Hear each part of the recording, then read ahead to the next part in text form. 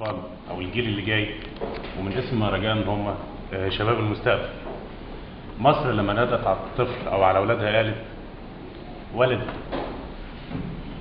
كبد عليك يا سندباد، الاحتكار والأذى والاضطهاد، يا ببطن مرة والحلق ملح.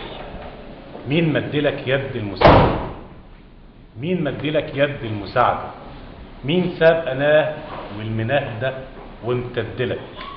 يا غنوة خجولة، يا زهر الطفولة، يا نبت الرجولة.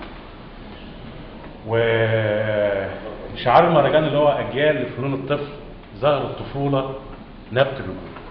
ومن هنا ردا برضه على الأستاذ اللي هو بناء الرجولة أو حب الأرض والوطن والشعب عما يزرع ويكتسب من الكبار للصغار. ومنه كان هذا المهرجان الذي يدعم الطفل ليس فنيا فقط ولكن تثقيفيا ايضا.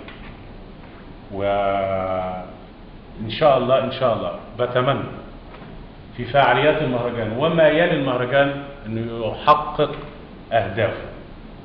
سؤال بقى الاستاذ محمد ابو صلاح، الدعم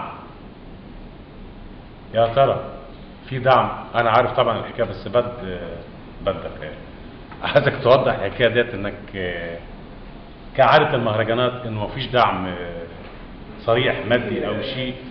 ما بعرف في سياسه عاملاها توضيح بس ايه